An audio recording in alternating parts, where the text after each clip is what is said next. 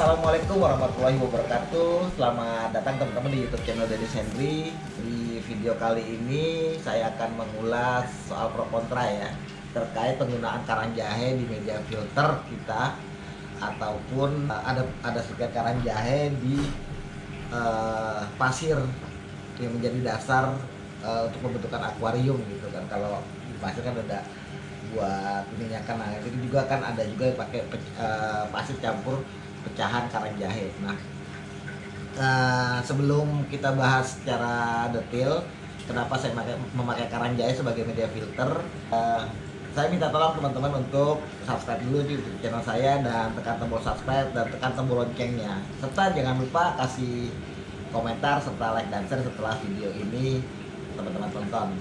Oke,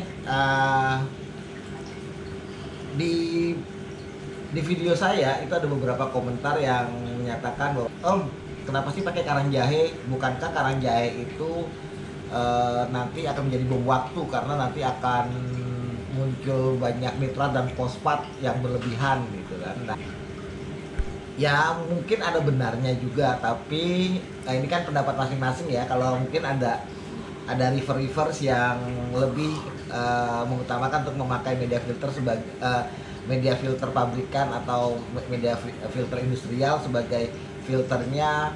Kalau saya lebih cenderung mix ya antara media filter alami dengan media filter yang buatan gitu. Sebenarnya penggunaan karang jahe ini bukan tidak ada alasan saya memakainya, karena saya ngelihat bahwa karang jahe memiliki tekstur yang bagus ya. Tekstur yang bagus, dan itu tempat untuk hidup bakteri-bakteri karena dia memiliki rongga-rongga yang tidak beraturan. Terus yang kedua, ukurannya yang tidak sama. Jika kita taruh dalam filter itu akan membuat air yang dari main tank ke dalam filter itu akan menjadi lebih lancar gitu kan. Nah, kalau menjadi lebih lancar tentunya ini akan bagus sebuah filter itu jika airnya itu sangat lancar. Dan kalau misalnya kita pakai media filter yang mungkin sangat rapat dan tidak ada celah-celahnya, itu mungkin akan menghambat aliran air dari main tank ke dalam filter lalu kembali lagi ke main tank ya. Nah, itu pertama ya. Yang itu pertama dan kedua. Lalu kenapa saya pakai karang jahe? Karena saya melihat banyak river atau penjual ikan hiasan laut yang menggunakan karang jahe sebagai media filternya. Bahkan beberapa eksportir dan importer ikan yang saya kenal itu juga memakai karang jahe sebagai media filternya, dan alhamdulillah so far fine saja gitu. Jadi mengenai adanya ketakutan adanya bom waktu, nitrat dan fosfat akibat karang jahe, karena dianggap karang jahe itu dia bisa melepaskan fosfat yang begitu besar, saya cenderung lebih memilih untuk lebih sering mengetes kadar fosfat dan kadar nitrat di dalam akuarium laut saya gitu. Nah ini penting, pengecekan ini itu sudah ada di video-video saya sebelumnya ya.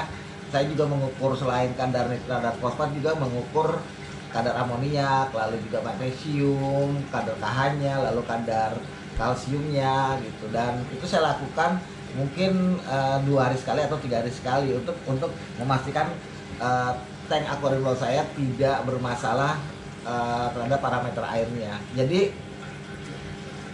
kalau memang ada yang menyatakan bahwa itu jadi bom waktu, ya itu sah saja, karena kita masing-masing penghobi akuarium air laut itu punya cara sendiri untuk melakukan perawatan di dalam akuariumnya gitu. Juga saya menjawab terkait ini cycling 3 hari, 4 hari, seminggu gitu kan, dan cycling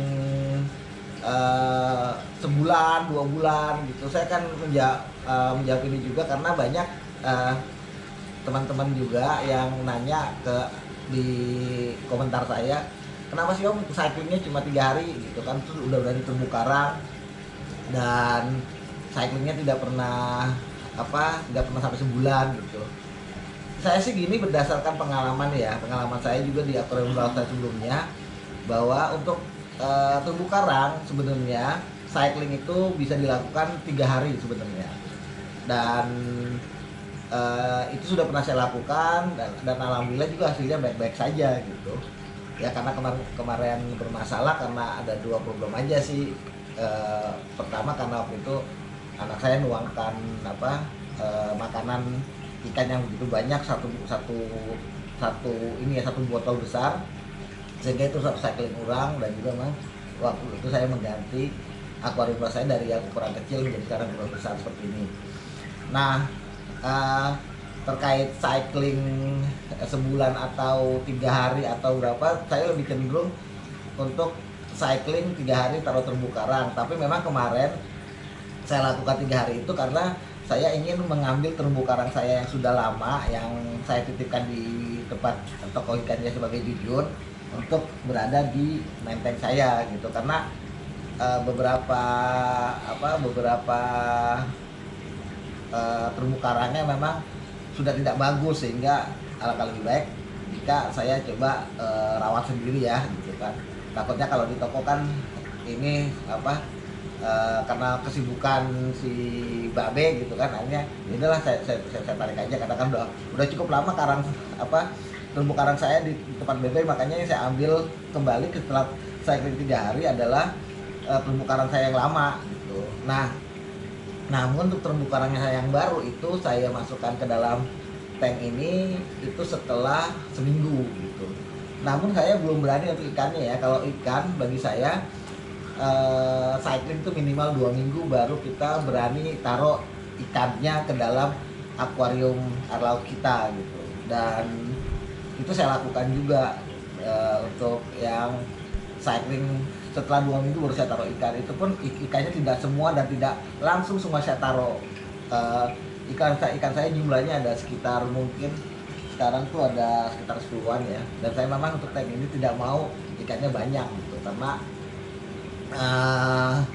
cenderung kalau ikannya banyak nanti juga akan meningkatkan kadar amoniak dan karena saya emang fokusnya di terumbu karang bukan ikan. Kalau taruh ikan emang ikan-ikan yang lumayan bagus lah, dan emang yang saya suka aja ikannya gitu.